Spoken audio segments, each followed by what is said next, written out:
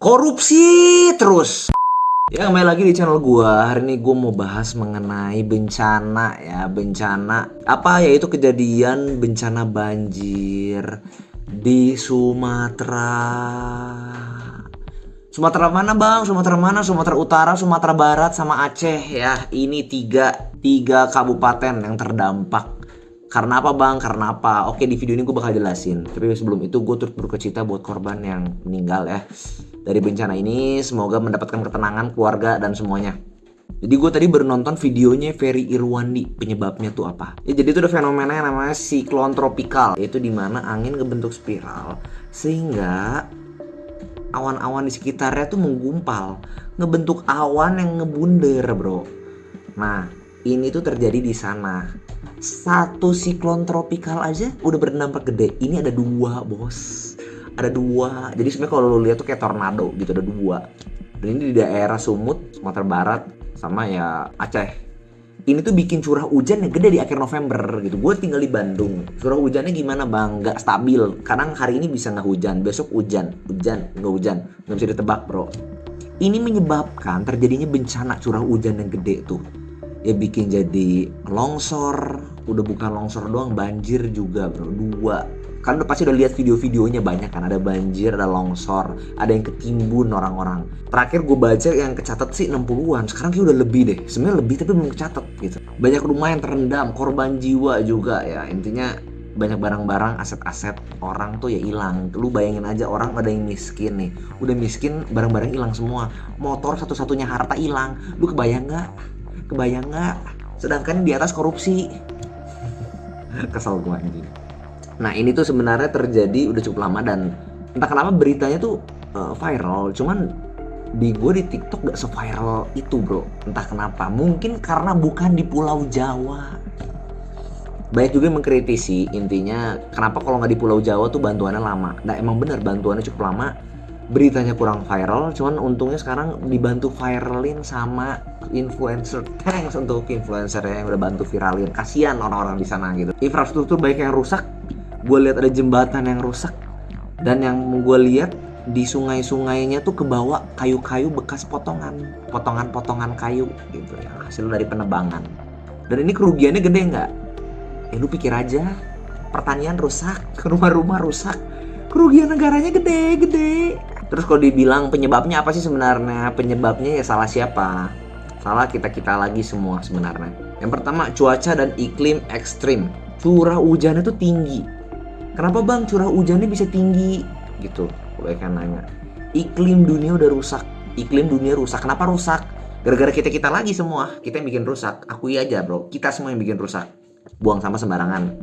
Kenapa buang sampah sembarangan ngaruh? Ternyata sampah itu ngeluarin gas metana. Semakin kita sering ngeluarin sampah, gas metana keluar, merusak ozon. Kedua, pakai ChatGPT gitu ya, ChatGPT. Loh, hubungannya apa bang ChatGPT? AI apa hubungannya?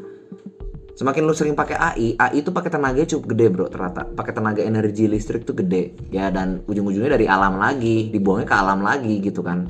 Jadi lu kalau pakai ChatGPT ya usahain sehemat mungkin gitu. Hal-hal yang gak penting gak usah lu banyak tanyain. Terus berikutnya juga karena kerusakan alam anjir. Daerah sana tuh banyak buat pertambangan. Ya, ada daerah pertambangan, alam-alam yang dirusakin. Ya jadi ya penyerapannya gak kuat gitu. Dan terjadi longsor karena apa? Akar-akar pohon tuh bisa nahan tanah. Sekarang pohonnya ditebang. Siapa yang nahan? DPR yang nahan. Menteri yang nahan. Gak mungkin kan? Jadi sebenarnya ini iklim alam ini tuh kita udah susah cegah lah. Minimal kalau udah susah dicegah setidaknya pepohonannya jadi tebangin. Sebenarnya itu poinnya sih kalau menurut gua.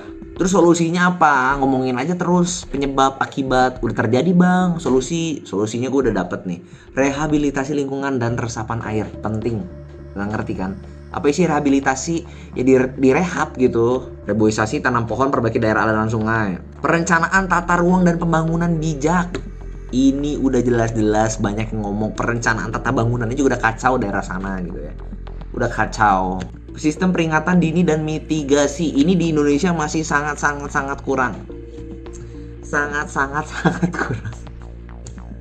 Sumpah untuk ukuran bencana di Indonesia masih sangat kurang. Dan kayak contoh gitu ya, gue tinggal di Bandung sering denger dapet info soal sesar Lembang.